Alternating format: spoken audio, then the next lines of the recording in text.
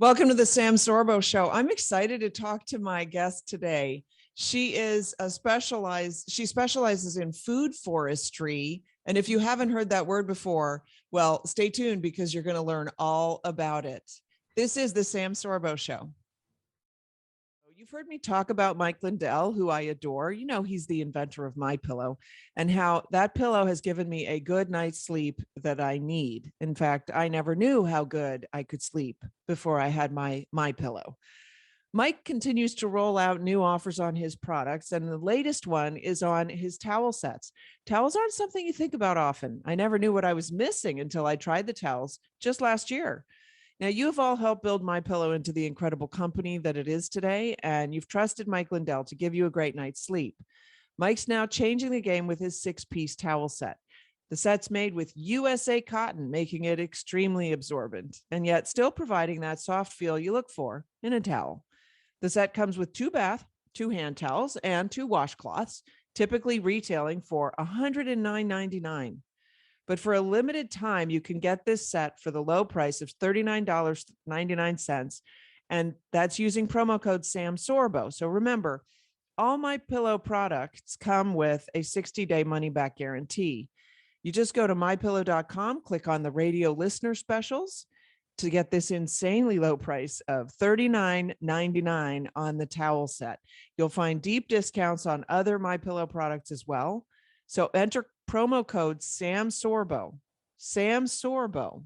or you can call 800-625-5983. That's 800-625-5983 for these great radio specials. Sorbo, we've discovered, my husband and I, a great American company that supports our traditional values and also the work we're doing to rescue our culture from the lies of the left.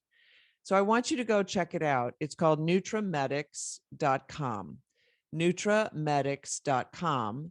And you can find there great health and wellness products that are derived from the rainforests. I've found that they work incredibly for me. I take their melatonin. I get a much better night's sleep with that. I also take their Relax Medics and their Mood Medics, which are, I don't know what they are, but they're this natural blend of herbs basically, and really easy to take. They actually droppers, and I just love their products, and I love what they stand for because they have a heart for this nation and they have a heart for people. And I don't know how you would have one without the other, and that's why maybe they have both.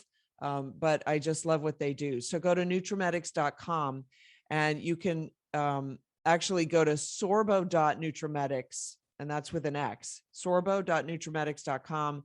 If you use Sorbo at checkout, you'll get a discount on anything that you purchase there. So go check it out, get a better night's sleep, get a better day, feel better about yourself. They've got a lot of great products there, including vitamins. I use them all. So trust me, it's great. nutramedics.com. And thank you so much for listening.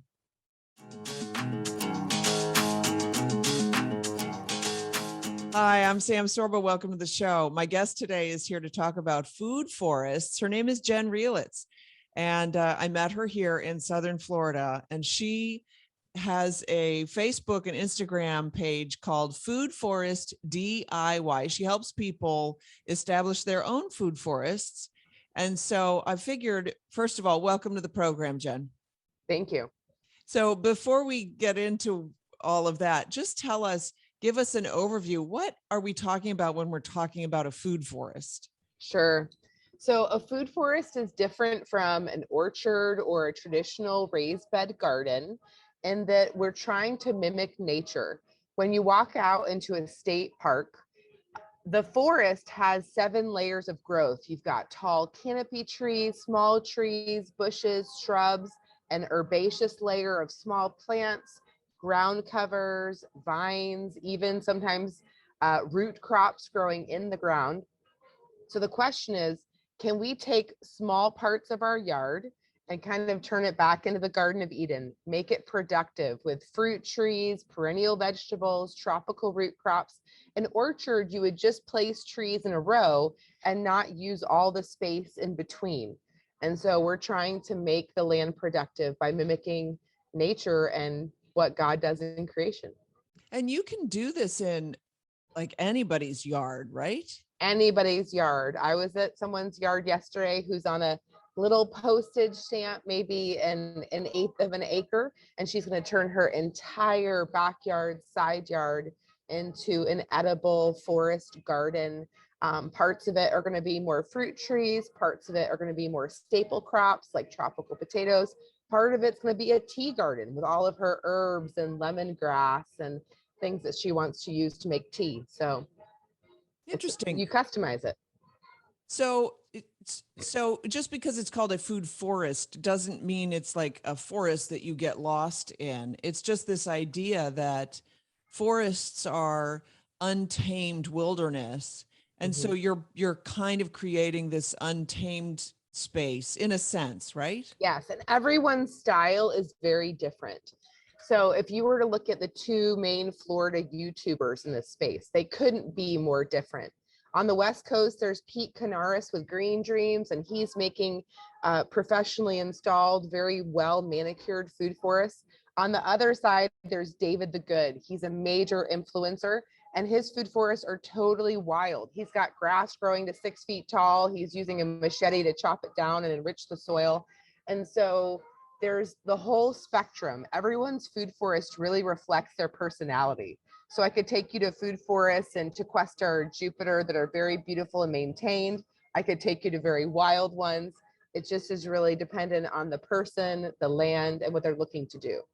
But the main idea is to have beautiful garden areas that actually forest gardens, right? That are actually edible. Yes. Yes. And honestly, if you were to ask a kindergarten class full of 5-year-olds, hey guys, God has made us stewards. A steward is a manager. Hey, kindergartner, what do you think is the best way to manage our backyard? Is it to grow grass or to grow food? Did you know every kindergartner knows the right answer to that question? Every 5-year-old will tell you, grow food, grow food. And so I've been doing tons of homeschool co-op classes, botany classes, helping kids get involved in learning how to grow food, how to shell beans, how to do things our grandmothers did, because these are real world skills. And I think they really matter. That's fascinating. I think, I don't know if my sons would have said grow food because they refuse to eat their vegetables. Well, maybe when they were 5, they might have thought it was food. Maybe. So, I've had gardens before, and but when I came to Florida first, I heard about a food forest. The moment I heard the words, I'm like, a what? So intrigued. And I got a chance to visit a friend's food forest that she had just installed, and it wasn't what I expected. So I want to describe it for people so that they get a vision of what it might be, like one version of it. Sure. She had taken her whole backyard over, and she had a fairly sizable backyard. She had left some of the larger trees, but she had sort of cleared all of the ground area. And then she had installed a meandering, I don't think it was, it might have been crushed shells, but it was a meandering path through so that you could sort of tour. She took me on a tour the backyard. And then it was all mulch with various plants and bushes and trees. And they were small at that point because they had recently been planted. So it wasn't quite a forest yet, but you could certainly picture that as things grew, they would grow in and it would be a forest. But she pulled a leaf off of a bush, and I don't remember what the bush was, but she said, this tastes a little bit like raspberry, but then there's a burst of cranberry flavor. So you put it in your salad. You don't put a lot of it in your salad, but you sprinkle a little in your salad, and it just adds these bursts of flavors as you're eating, kind of like adding dried fruit to your salad. Yep. And I tried one, and it was like, this doesn't really have much. Whoa, Yeah. there's the burst of flavor. I didn't even know there were plants like that. Why don't we know the vast variety of food plants that exist in the world, Jen? Because we buy food from big corporations and they put food on the shelves that has a long shelf life that is just commercially convenient. There are 10,000 varieties of edible plants. Only 200 are cultivated for grocery stores. They're not there because they're the most delicious or the most nutritious. They're the most commercially convenient to pack and ship. For So example, what is, yeah, yeah, commercially convenience, great phrase, but it sure. goes, it's sort of fast moving, like it's not common. So define commercially convenient. So a blackberry versus a mulberry. Depending on where you live, you may have tried mulberries before. A mulberry is just like a blackberry, but much sweeter, healthier for you, full of antioxidants, so many amazing flavors. Some of these mulberries taste like honeydew melon, taste like a blackberry, taste like a raspberry. The reason that mulberries aren't in the grocery store is the moment you pick them, they're ready to eat. They're not going to stay good sitting on a truck or a shelf for a month or 2 months. And honestly, most food from your garden doesn't act like that. As soon as you pick a leaf, it wilts. Like that's just how nature behaves. So there's so many interesting plants. You were talking about cranberry hibiscus. There's another kind of a hibiscus that tastes like lemon. So that flavor burst you get is lemon. There are delicious plants to try that you'll never get from a grocery store, and growing them yourself is very satisfying. So can I just maybe go to a farmer's market and find some of these food plants? Some, but not most. So a lot of your leaf crops, again, they wilt right away. So most of these leaf crops you really do need to grow yourself. And you're right, you probably visited a food forest maybe in year 1. But if you were to go back year 5 or year 10, they would be abundant. If people don't have a food forest near them, the best thing they could do is go to YouTube and just type in food forest. You could, virtually tour food forests from Australia and New Zealand and all over the world and get amazing ideas from the leading minds in permaculture. Oh, there's another great word, permaculture. What's that? Mm-hmm. Permaculture is just kind of the juxtaposition to agriculture. In agriculture, you're growing in rows, you're growing a single crop. The idea of permaculture is we want this to be permanent, and we want to incorporate lots of different plants. And think about when you plant all of your tomatoes right in a row, or all of your lettuce right in a row. Then when the pests and the bugs find it, they find all of it. But when you kind of spread it out and have it in this forest-like system, whether you're dealing with a white fly or rabbits, they might find some of it, but they're not going to find all of it. And so it's just an idea of something that's more permanent. And again, I really think it's just going back to Eden. The Lord created us as gardeners, and there are so many biblical passages that make so much more sense in light of actually gardening and farming, because most of what Jesus was talking about, it was an agrarian society. He was talking about farming analogies, and the more that you're out in the garden, the more it makes sense. Yeah, so I've had a garden, but I did grow my tomatoes in a row. Yeah. However misguided that was. Although I got some great tomatoes and I grew some great zucchini and all of that.